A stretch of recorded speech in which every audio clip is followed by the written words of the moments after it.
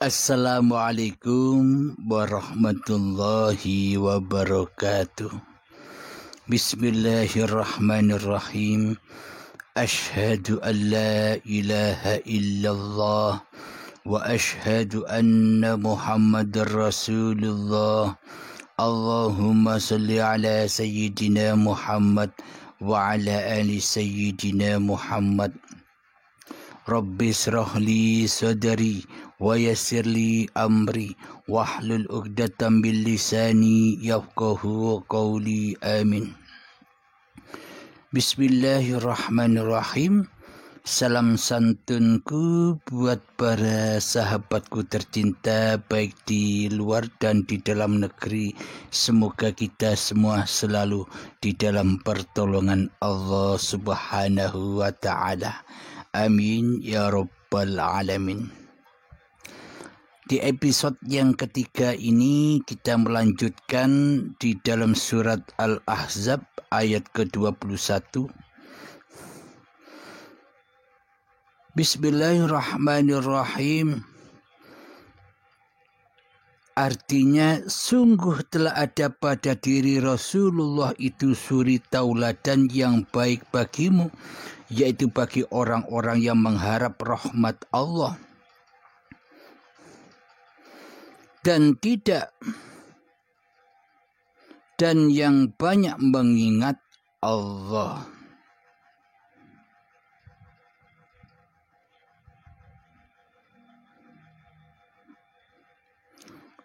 Saya ulang lagi. Sungguh telah ada pada diri Rasulullah itu suri tauladan yang baik bagimu, yaitu bagi orang yang mengharap rahmat Allah dan kedatangan hari kiamat dan yang banyak mengingat Allah. Nah, kali ini kita mengkaji kenapa hari kiamat dan yang banyak mengingat Allah. Jadi bagi orang yang sudah kedatangan kiamat di hatinya lah, maka orang itulah yang bisa mengingat Allah. Seperti Rasulullah sallallahu alaihi wasallam. Bila manusia belum kedatangan kiamat di hatinya, kiamat kubro di hatinya, maka ia takkan bisa mengingat Allah. Bagaimana mungkin manusia bisa mengingat Allah sementara yang jadi Tuhan di hatinya adalah hawa nafsunya sendiri? Yang merasa bisa ingat Allah hanya sekedar nama Allah saja. Jadi yang dimaksud kiamat kubro itu apa? Jadi kalau babakan syariat yang dikatakan kiamat kubro itu kan kiamatnya langit-langit yang dohir. Kiamatnya bumi-bumi yang dohir. Buat apa kita menunggu kiamat yang bukan urusan kita?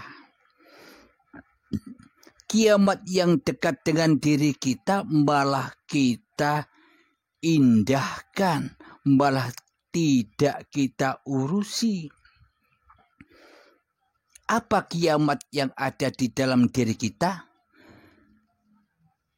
Inna lillahi wa inna ilaihi raji'un. Sesungguhnya darikulah yang suci dan kembali kepadakulah yang suci.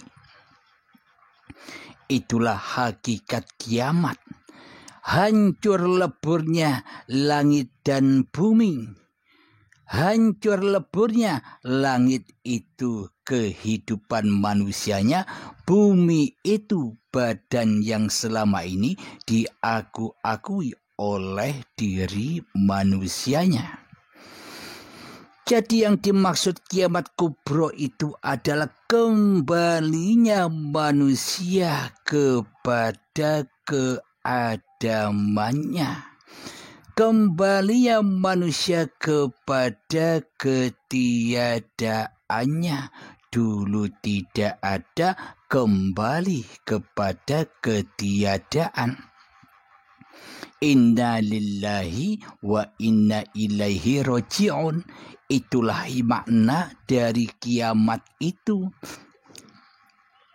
Bila kita tidak roji'un kepada Allah, bila tidak kiamat, hidup yang kita akui sebagai hidup manusia kita, bila tidak dikiamatkan, dihancur leburkan badan yang selama ini kita akui sebagai badan manusia kita, maka selamanya kita takkan pernah bisa berzikir kepada Allah. Kita hanya berzikir kepada iblis dan setan selama ini, yakni mengaku-ngaku bahwa diri kitalah yang wujud, bahwa diri kitalah yang ada, bahwa diri kitalah yang berkuasa melakukan apa saja yang kita kerjakan. Jadi iblis dan setan menyetop diri manusia kita agar kita tersesat dari jalan lillahi ta'ala, disesatkan oleh iblis dan setan agar membuka pintu linafsi.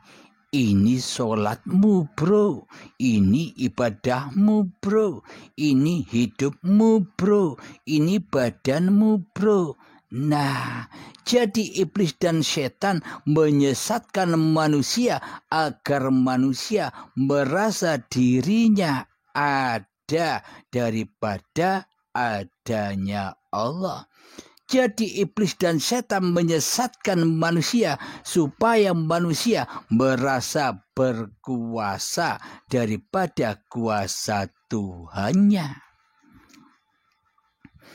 Maka selamanya manusia takkan pernah bisa berzikir kepada Allah, sementara yang jadi Tuhan di dalam hatinya adalah dirinya sendiri.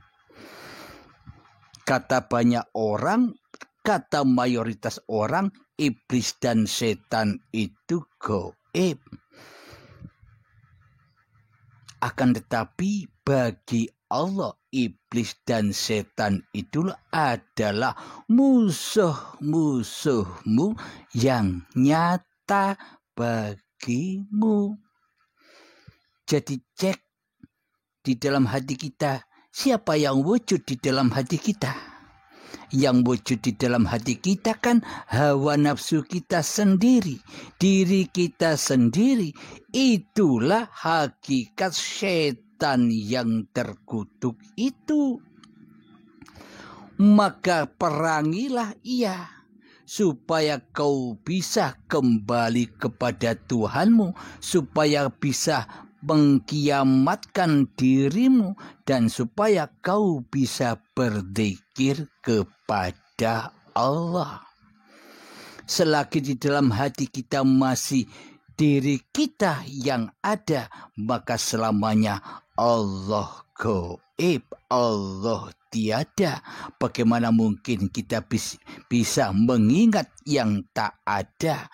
Bagaimana mungkin kita bisa mengingat yang gaib? Jadi akidah dan iman kita selama ini terbalik. Mestinya Allah jadi Tuhan dan makhluknya jadi hamba, tapi hambanya jadi Tuhan dan Allahnya jadi makhluk selama ini. Kebalik, seolah-olah yang wujud hanya diri kita sendiri. Allah gaib, Allah adam. Yang nyata diri kita sendiri, Allah samar, Allah abstrak. Yang kuasa diri kita sendiri, Allah tak bisa apa-apa. Allah tak bisa berjalan, Allah tak bisa duduk, Allah tak bisa sholat. Jadi Allah tak bisa apa-apa selama ini. Yang bisa apa-apa selama ini hanyalah diri kita. Karena mata hati kita buta selama ini. Sudah disebutkan di dalam doa iftitah, inna sholati wa nusuki wa mahyaya wa mamati lillahi rabbil alamin. Sesungguhnya solat-solatku, sesungguhnya ibadah-ibadahku, dan sesungguhnya hidup dan matiku adalah milik Tuhan pencipta semesta alam.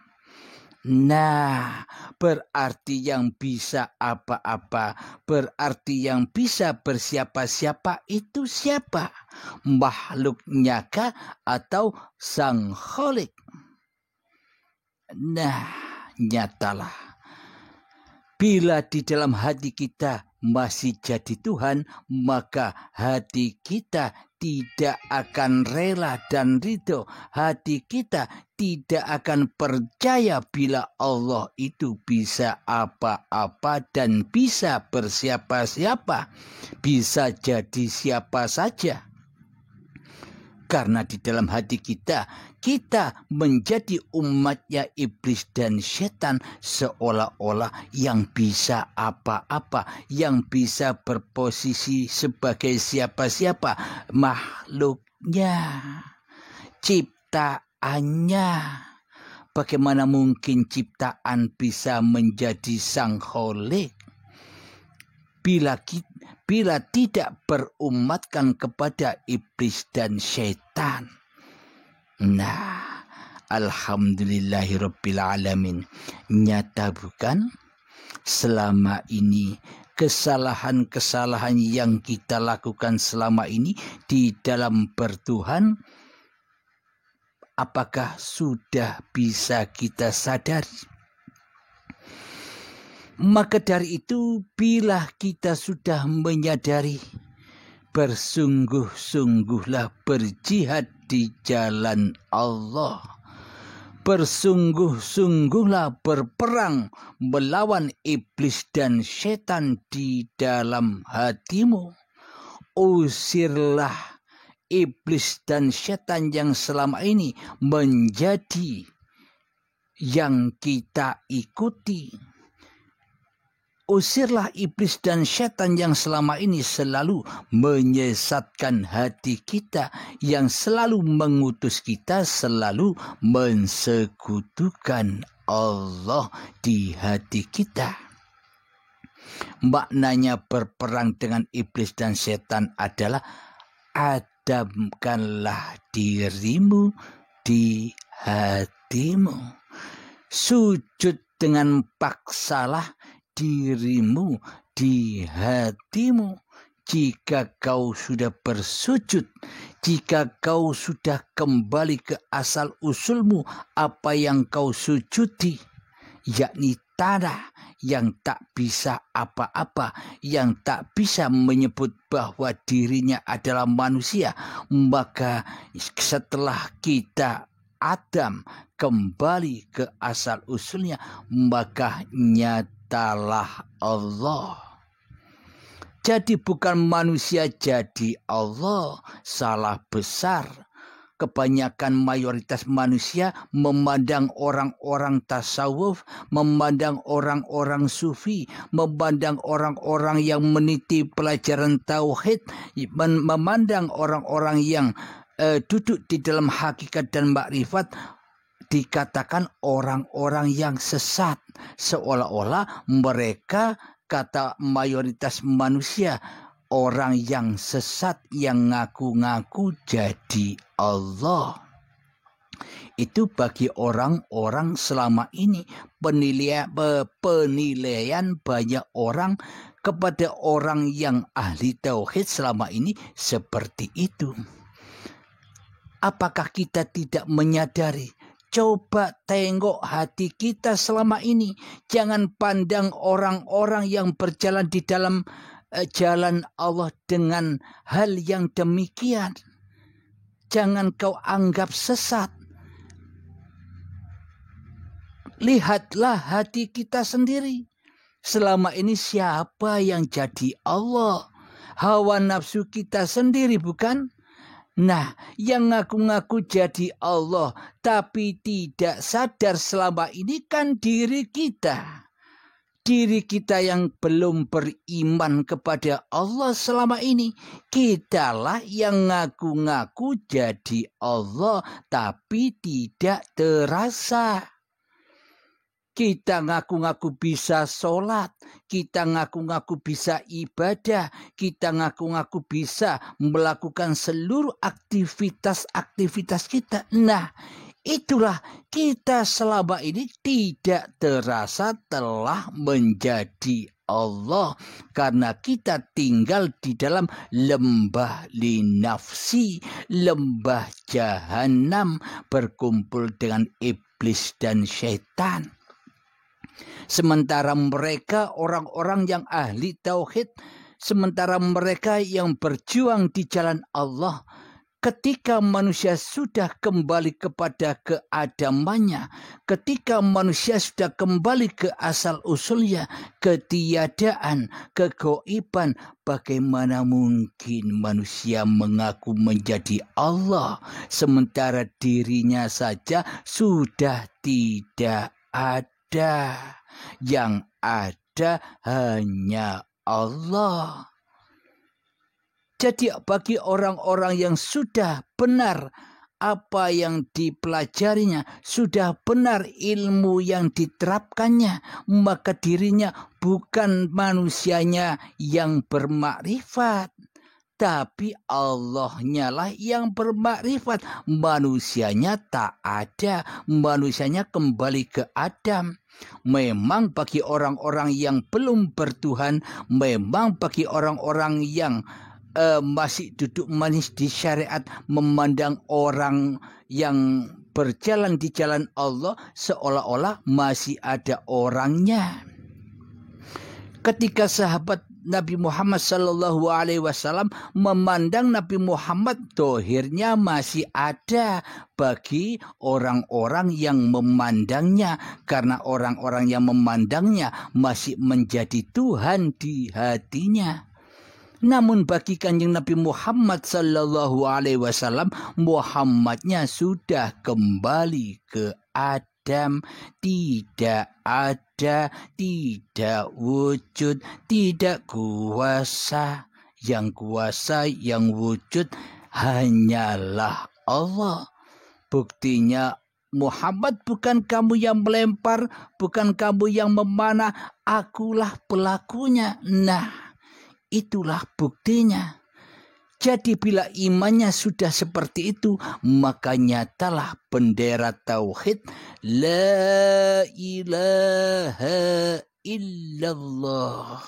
Maka nyatalah la haula wala quwata illa billah. Maka nyatalah la mawjudan illallah. Alhamdulillahirabbil alamin. Tergantung hati kita semua selama ini. Kita tetap jadi umatnya iblis dan setan, ataukah kita hijrah menjadi umatnya Rasulullah Sallallahu Alaihi Wasallam.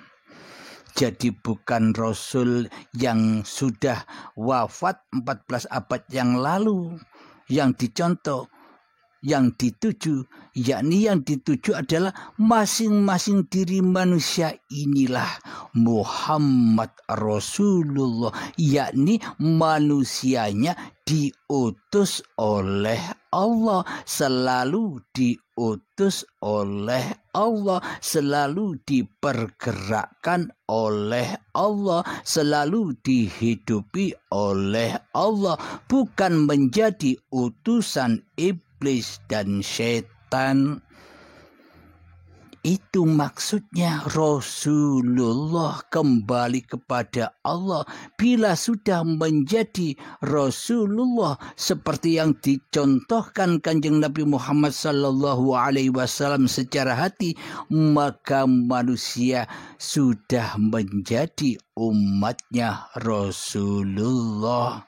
Jadi bersama menjadi utusan-utusan Allah, karena seluruh manusia itu adalah Rasulullah sejatinya. Tapi mayoritas kebanyakan manusia tidak mau diutus oleh Allah.